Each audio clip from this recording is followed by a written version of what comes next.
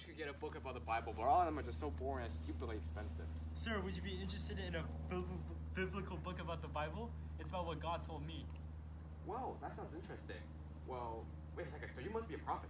Yes, I am a prophet. So what's it about? Well, if you want to know what's it about, I gotta start from the beginning. There I was in Jerusalem. I was just about to begin my priesthood training. Then those Babylonians invaded and took me prisoner. About 5 years later, I was a prisoner in a refugee camp. I had hit rock bottom. I was celebrating my 30th birthday alone, just outside the camp along an irrigation canal. That year, I would have officially been a priest. Then, out of nowhere, the Lord showed me this vision. What I saw was a strange cloud that had 4 winged creatures with 4 different heads on it. Each creature had a wheel underneath it. The 4 creatures were supporting the throne with a human-like figure sitting on it.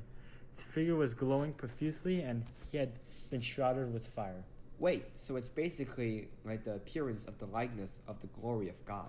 That's exactly what it was. So what did you do next? At that point, I knew God was calling me to accuse Israel of breaking the covenant. What did you do exactly? Oh, your basic type of stuff. I built a tiny version of Jerusalem and then attacked it. I also shaved my hair and chopped it off with a sword. Oh, and one time I thought it was a great idea just to lay on the side of the road to symbolize me being Israel's scapegoat. Yeah, I did this for like a solid year straight. How did you eat and stuff? Well, I'm not exactly proud of what I did, but at that time I thought it was an amazing idea to eat food cooked over poo. All these things were meant to symbolize the consequences of Israel's sins. However, my efforts were not worthwhile, as nobody listened to me. I mean, after that food thing, I can imagine why. About a year later, I got this vision from God about the time back in Israel and what was actually happening. What was happening to the temple?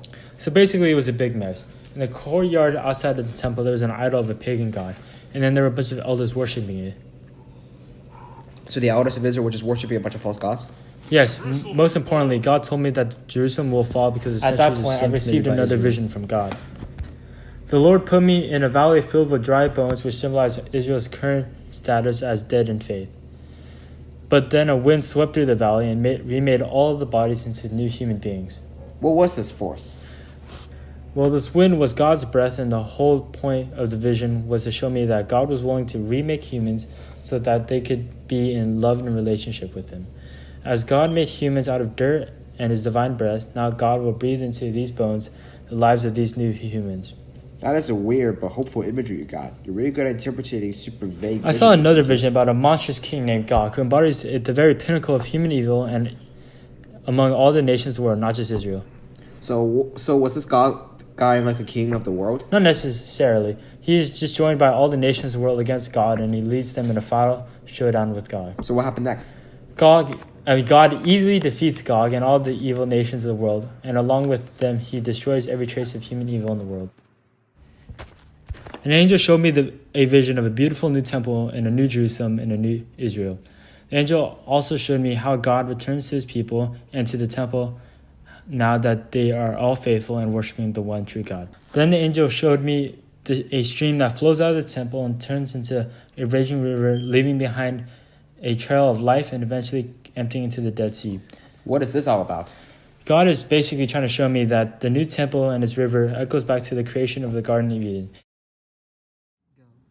So that's just basically a summary of all my visions, and I still live in Babylon, and yeah. Wait, wow. Okay, that's an epic story. Thanks for telling me. Yeah, I mean, it was a shortened version of my visions. It's much more detailed. So you're saying there's more to your book?